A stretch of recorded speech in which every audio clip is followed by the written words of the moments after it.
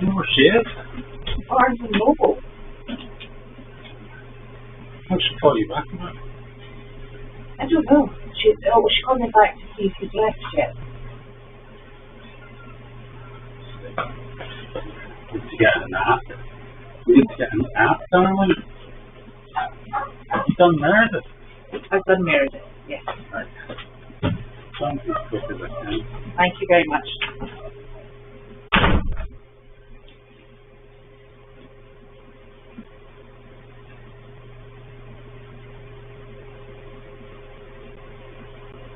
Yes.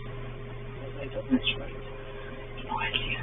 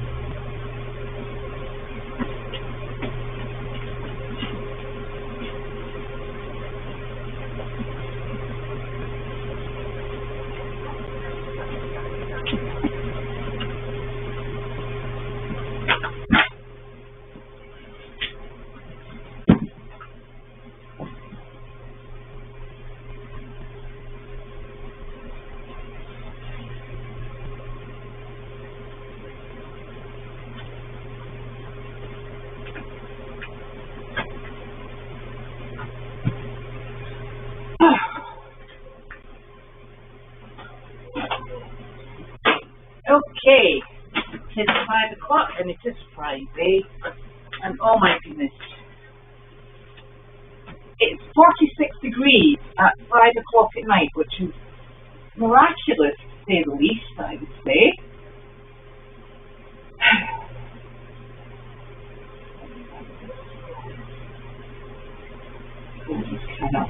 Okay, there we go.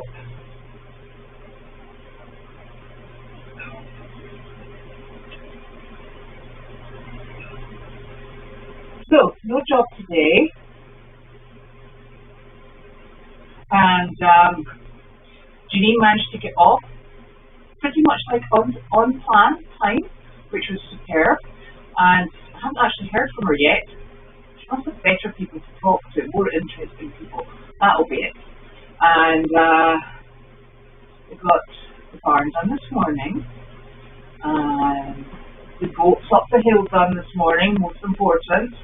And the chickens up the hill done this morning, and we're all going in a forward motion, which is just lovely. Although I can hear my little goats next door thumping the wall. That'll be we haven't fed us yet, you silly women. And Meredith has been done, and I put a video up online of Miss Peanut in her very big coat. And she just looks totally and utterly tiny in it. But it's the only one we have that fits her size. So, in fact, it doesn't fit her size. It's meant for a more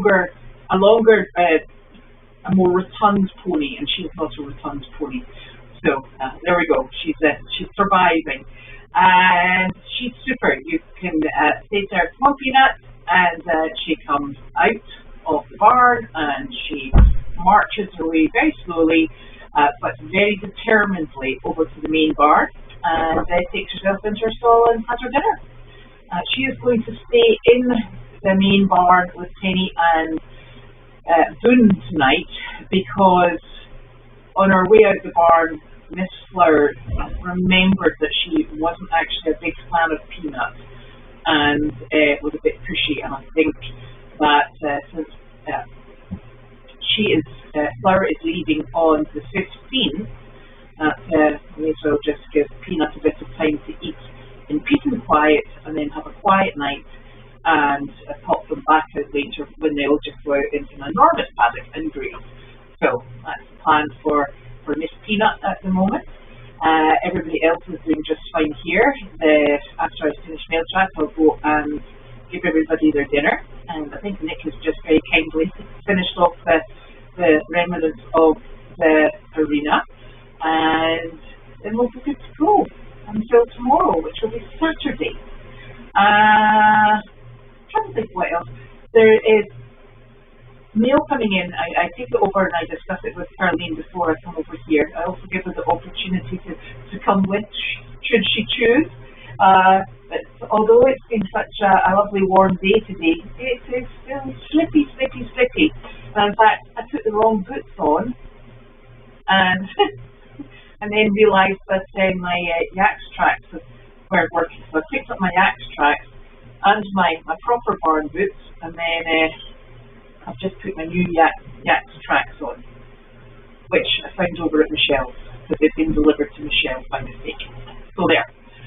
And there was, in the mail, there's another Christmas card, and it's Linda Weigel, and it's been returned. So we are looking for an up-to-date address for you, Linda, if you haven't already done so that we can send it out to the correct address, and we shall take it from there. I think this is just going to be the time where people, they're obviously still on the move, these Christmas cards or New Year's cards. It's quite the undertaking. I'm sure the post office are not best impressed with us. So that came back, and Janine should be hopefully getting to DC before it gets dark, which would be lovely. It's a long drive, particularly when you have a trailer behind you, even though it's a fifth wheel and a big trailer. It's still a long drive. She has the 2 white chickens in the truck and the 2 horses in the actual trailer itself. So that is super. And she does have the small grey chicken house so that the chickens are protected down there. So she'll be all set up and ready to go. And I'm not sure what's happening this weekend. I'm trying to look ahead in the diary, and it looks like I've got about 3 jobs next week. So I'm going to reach out to Carol to see if Carol has any time, which would be lovely. And also there's the potential that there's another few people that say that if they have time, they just come out to outreach jobs. So that is absolutely super duper duper and much appreciated. Sure, it's just been a busy day, but nothing terribly eventful apart from the norm. And I'm trying to think if there's anything specific that's coming up over the weekend. And I'm kind of like a bit not that I'm aware of at the moment, but that doesn't mean that there is nothing. I know that Dana came and took Willow out yesterday during the day, and I'm not sure whether or not he is going to be, or if he has been here today. In fact, I went to Meredith this afternoon, probably for about 2 o'clock, so I'm not sure. You'll probably see more than I would. These ducks are funny. Nick thinking ducks are funny. I let them out this morning, and they all waddled out, protesting loudly. And I leave the water inside because I think it just gives it a bit of protection against the colder weather. So they have water and food inside, and I came back about an hour ago, and they've obviously come back in to eat and drink. So I'm hoping that they're about to put themselves away, because there's nothing worse than chasing these blinking ducks down. Because they're quite objectionable, and they do like to sit on top of high posts. So that would be preferable. And these are the ones that also keep popping over the fence into the driveway. They have got no sense of self-preservation. Ducks. Anyway, and I better have a look at the questions. I have brought this. Oh look, it sounded a bit like the fire alarm going off again. Splendid. What we're finding is that there's a lot of humidity in the air, because the air is is full of water vapor, obviously, and it seems to affect the smoke alarm, and it decides that there's something going on. I do go around and check that there isn't actually a problem in the barn. The batteries have been changed in the smoke alarm, and apart from taking a hammer to it, I'm not really very sure what else we can do. And it is a necessary piece of barn equipment, so I don't want to break it. I will reset it, and I'm quite sure you will hear it going off again at some point during the night, because the temperature outside is still, it was 46 when I came in, so it's still pretty high. I have brought my measuring tape down because I have a gentleman who has very kindly offered to make me penny number boards, and what he is going to do is send me heavy duty paper with the numbers already plotted. And I think he's going to send me 3 of them. They will be kept rolled up, and we'll alternate through them until the chickens have scratched them to pieces and are no longer legible. So that's tremendously helpful. I just need to do my part now, which is actually get the measurements, and that will allow us to rotate the numbers, and it will hopefully be far less stressful trying to make sure that you've got every number on the board. Because it's always fun, I can tell you. So, without much ado, I shall get on with this. I had to take my coat off today because I was so warm. Now I'm beginning to regret that. Okay. And Karina's just fine. She was on the computer when I went in, and she is she's back in her chair now with her string. Rumbleby thumps. No, I don't take it. Because I think it's got cabbage in it or turnip. We used to make haggis meats and tatties, and meats and tatties. It was like mashed carrot in with mashed turnip and lots of salt and pepper and butter, and it was quite delicious. But rumbleby thumps, no. I recall vaguely what it is.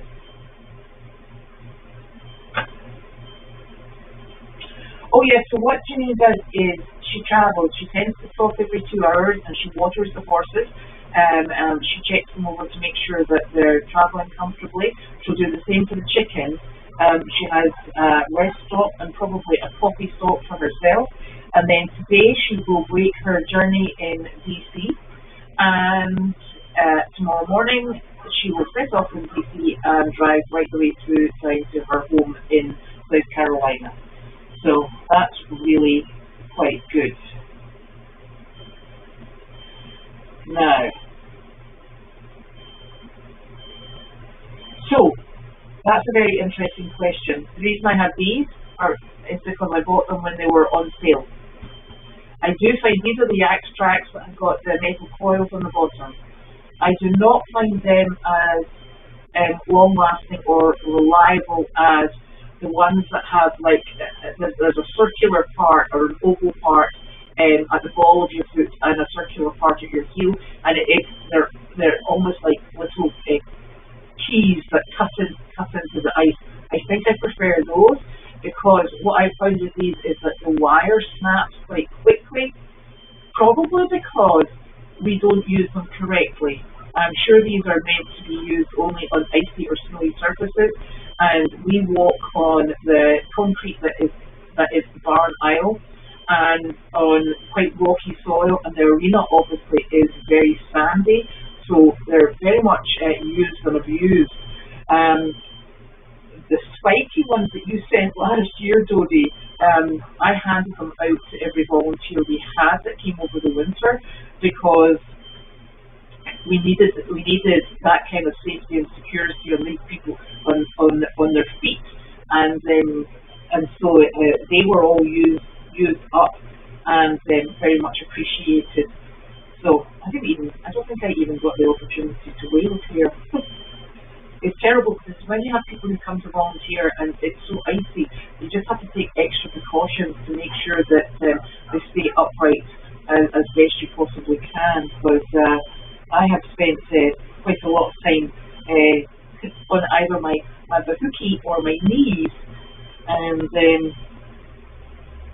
so you try and avoid that for people who are good enough to come and help you.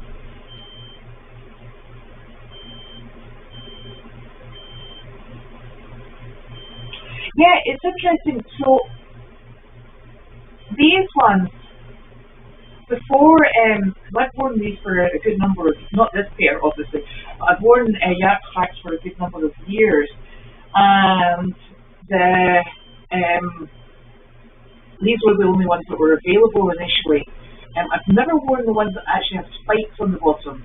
But I can only imagine that they're pretty good. And the reason I haven't followed, and I'm not talking about the ones Sophie said because they have nice delicate spikes, I'm talking about the big sort of like ice stick spikes. And I've never worn those purely because we go in and out of the barns, and Meredith has a wooden floor and this place has a concrete floor. So I think that they would probably do more damage on the indoor part. And I am absolutely atrocious at putting these things on. I am not skilled enough to put them on while I am wearing boots or shoes on my feet. I have to do it before I put my boots or shoes on, because otherwise it's like elastic bands firing. They ting off all over the place, and I make a tremendous mess. So that's why I'm quite so fussy about getting them on before I disappear off somewhere. Yeah, I'm sure there is probably a much more specific and scientific reason to which pair you wear with what weather conditions, but I haven't got that far, I'm afraid. Now, yes, the volunteers were very grateful for them.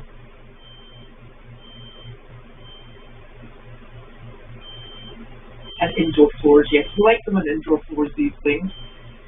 Now, did you not buy a pair of Michelin ones? Because I was waiting to see what you thought about the Michelin sites, and I didn't see them on Amazon, because I might have had to go to a store. And we all know I don't like shopping, ever. So, yes, how did you like the Michelin ones? You're very happy with them. I should maybe go and look them up and see. I'm sure maybe Tractor Supply would have them. But it's quite curious. We're going to have some really quite temperate weather, and then followed by icy weather. So let's hope that our water flows away from where we need it, like the courtyard area. It really needs to have less ice. That would be much appreciated. And I spent some of my afternoon yesterday redirecting water on Meredith, and the bee barn paddock. It's slugs. It's on a hill, and outside the barn is a flat area, and unfortunately the water congregates, and it's probably about 7 to 8 inches deep. And I am very conscious that at the edge of that enormous puddle, and it is an enormous puddle, we have all of the new fencing, so the upright posts are sunk into the ground there. So I thought this isn't good. They're basically damming all this standing water. So I thought I should maybe see if I can remove some of the vegetation from that's up against the fence, and see if I could get it to flow. So I had felt a bit like Carlene, making water move from one place to the other. So I made a little hole through the ice, which got bigger and bigger, and then the flow started going, and I thought, oh, I'm just moving from water from one place over the driveway and down the hill. So it was quite successful, and but I'm always very conscious of standing water against the fence posts, which is never fun. And I have a bit of a problem with Boone. It sounds like he has what Brittany calls the booty shuffle, is when they stand and they rub their bahookie against a fence, and they have a jolly good scratch and thoroughly enjoy themselves. Miss Delightful thoroughly enjoys a good booty shuffle, and it looks like Boone on the other farm has definitely enjoyed one because he's taken out one of the cross rails there, so we're going to have to get that fixed. But today was not the day to do that, and so that's something exciting to do at the weekend, I think. So that's us. I'm speaking to everybody about the hay delivery on Tuesday. I'm expecting everybody to run a mile because I'll be calling in favours, and yes, because everybody loves stacking 800 and something odd bales of hay, but it will keep us warm, it will keep us fit, and most of all, it will keep the horses, mules, donkeys, sheep, alpacas, you name it, all fed. And that's the most important part for it. So, there we are. 18 minutes past 5.